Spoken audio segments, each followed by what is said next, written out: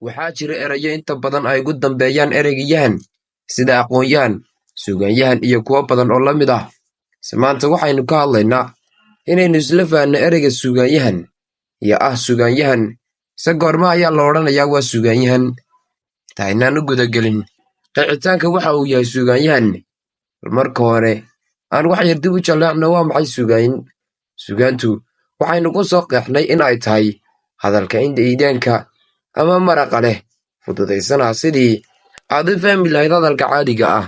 Haddaba, mar haddii ay suugaani tahay iidaankii hadalka, suugaanyahanna waxaa lagu qeexi karaa qaamuuska bulshada u sida ama u xambaarsan afka, waana imaanfuraha culumta murtida ee afkaas. Suugaanyahanku waa qofka awoodda u leh samaynta ama adeegsiga suugaanta. Suugaanta waana qof badanaa ku hadla hadallo murti ah. Luqadda ama afka suugaanyahanku uu ku gabyaa waa lahjad dhexdhexaad ah oo bulshada isla wada fahmayso. Suugaanyahanku waa xarun lagu marxiyo murtida iyo miisaanka afka.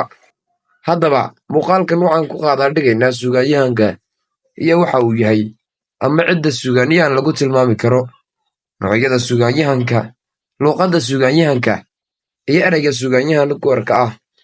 Waxaynu ku kala saari karnaa suugaanyahanka, suugaanyahan tixeed, suugaanyahan tiraabeed, iyo lafagure. Waa maxay suugaanyahan tixeed? Suugaanyahanka tixeed waa qof leh awoodda hal-abuurka. Waa maxay hal-abuur? Dee aan isku dayno qeexitaanka ereygan. Waxaan dhihi karnaa hal-abuurku waa awoodda lagu hindiso fikrad ama farsamo cusub oo la shaacin karo. Hal-abuurka suugaantu waa ruuxa awoodda u leh curinta ama samaynta noocyada ka mid ah suugaanta, isagoo waafajinaya xeerka iyo shuruucda suugaanta. Haddaba, hal-abuurka suugaantu wuxuu leeyahay darajooyin iyo kaalmo ay ku kala mutaystaan xirfadahooda iyo aqoontooda hal-abuurnimo. Ereyga hal-abuur laftiisa wuxuu noqdaa darajo ka mid ah darajooyinka la siiyo hal-abuurka suugaanta. Darajooyinka hal-abuurada: hal-abuur waa qof awood u leh inuu sameeyo noocyada maansada. Buuni waa ka dhaqanka iyo suugaanta wax ka yaqaana. Abwaan waa qof leh aqoon diini ah iyo maadiba, isla markaasna maansooda. Qaryaan waa qof isku darsaday intan hore, raacsadayna faseexo iyo aftahannimo.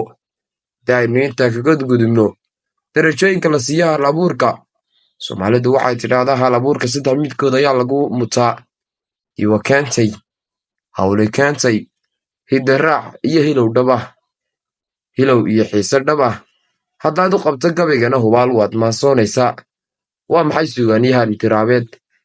Suugaanyahanka tiraabeed waa qofka haya ama xifdisan taariikh iyo qisooyin suugaaneed, sida sheekooyinka jacaylka, sheeko xariirada, iyo ereyada iyo odhaahda halhayska ah, sababaha iyo dhacdooyinkii ay ku yimaadeen.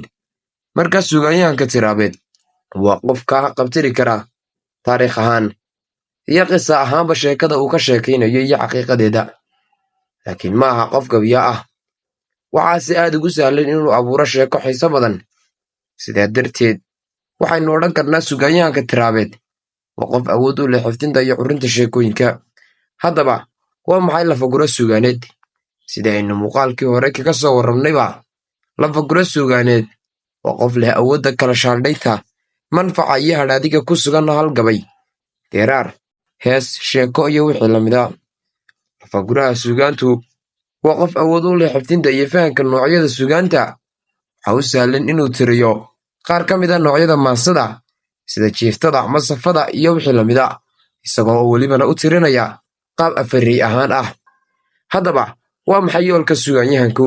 Sidee caadada u ahba, suugaanyadu waxay indhaha ku hayaan had iyo jeer dhaqdhaqaaqyada bulshada, iyaga oo si gaar ah ugu korkelaya tagtada iyo taaganta si ay ugu toosiyaan timaadada bulshada. Hawsha ay abwaanadu hayaanna ma aha mid loo igmaday ama qayb bulshadaasi ka mid ahay ay u magacowday, waa hawl Ilaahay ka sokow ayagu isku waajibiyeen. Inta badanna waxaynu aragnaa in bulshada Soomaaliyeed qof kasta oo yar gabya ama wax in yarun hal abuura waxay markaaba ku ladhaan darajada suugaanyahan. Maanta waxaan rajaynayaa inaad kala fahantay waxa kuma uu noqonayaa suugaanyahan. Qofkaas intaas ku sifoobana hubaal uu noqonayo suugaanyahan. Intaas ayaynu ku soo gabagabaynaynaa muuqaalkeennan. haddii uu muuqaalku qanciyo leeg saar siina sheergaree.